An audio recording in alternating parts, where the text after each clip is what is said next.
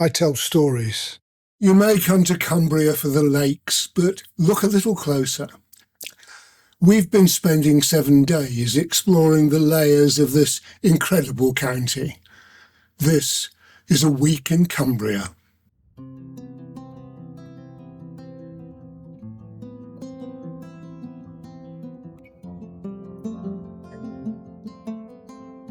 The west coast of Cumbria is a place where the landscape refuses to be ignored. It's a frontier of wind-swept cliffs and deep-rooted industry, with a maritime legacy that once shaped the map of the world. We begin our journey where the land ends and the Irish Sea begins, at Whitehaven. With the massive Sellafield nuclear facility 15 minutes south and the industrial port of Workington 15 minutes north, today it's a town of solid beauty, focused on leisure. But look at those massive weather-beaten stones of the quays. These walls were built to withstand more than just the tide. They were built to hold the weight of an empire. In the 1700s, Whitehaven was an explosion of human ambition. Under the vision of the Lowther family, a small fishing village was transformed into one of the most organised and powerful ports in England. In fact, it was the first planned town in the country since the medieval era, a grid of elegant Georgian streets designed to mirror the efficiency of the harbour. And imagine this harbour 250 years ago.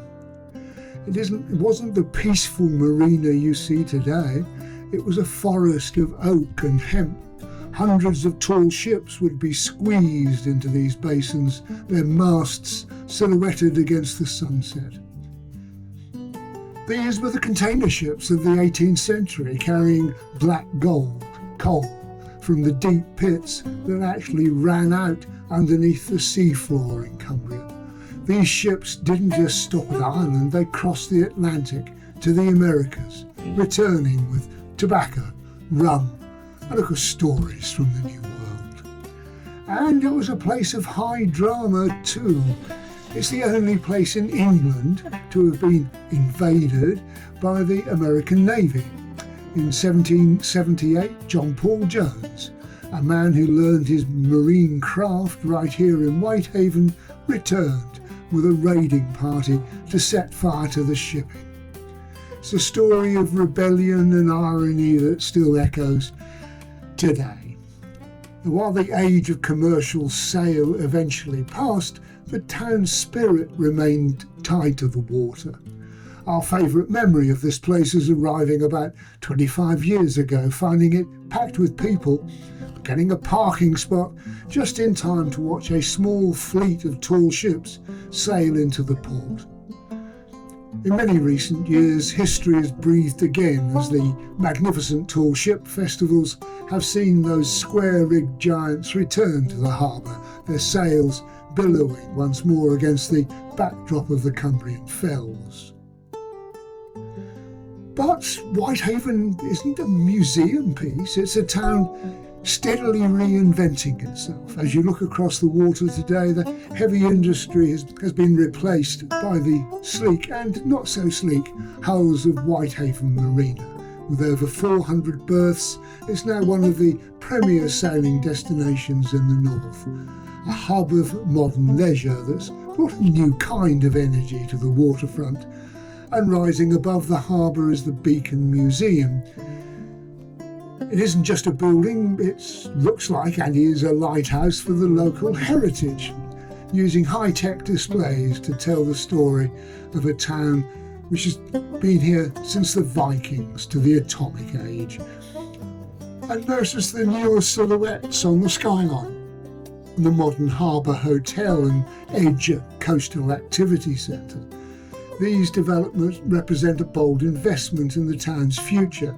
They provide a space where visitors can enjoy a coffee or a meal while watching the sun sink into the Irish Sea, proving that while the coal trade is gone, the harbour remains the undisputed heart of Whitehaven.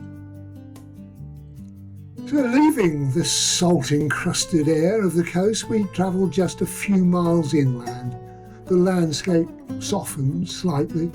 The rugged cliffs give way to rolling green pastures and the distant purple-hued peaks of the Lake District. We're following the path of the water, moving from the sea to the source. We arrive at Cockermouth, a town defined not by the ocean, but by the meeting of two rivers. Cockermouth is the quintessential Cumbrian gem town. It sits at the confluence of the rivers Cocker and Derwent, where the waters widen and merge. It's an island crossroads of nature. This meeting of waters gave the town its name and its original power, fueling the mills that once made this a centre for textiles and brewing. The town feels different from the coast. It's grander, softer, even more deeply Georgian. And this was the birthplace of William Wordsworth, and you can almost feel the poetic influence in the main street and the hidden back courts that tuck away behind the shops. Cockermouth is a survivor town, though. It's faced devastating floods in recent memory, but like the rivers that define it, the town has simply found a way to flow forward, stronger and more beautiful perhaps than before.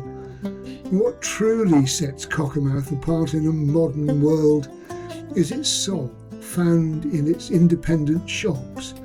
In an age of digital convenience, Cockermouth is a celebration of the tangible. Take a stroll down the main street and you'll find a scene from a more personal era of commerce. There are greengrocers, proper greengrocers, where the smell of damp earth and fresh herbs fills the air, and the displays are a riot of seasonal colour. There are fishmongers, bringing the best of Irish sea catchers back inland, and of course the traditional butchers, where the craft becomes an art form. And here you're not just a customer, you're part of a conversation. You're buying Herdwick lamb raised on nearby fells, beef from the valleys. From the artisan bakers to the local cheesemonger, this is a town that eats, breathes and supports local. It's a place where the tradition of the market town isn't just a marketing slogan, it's part of daily life.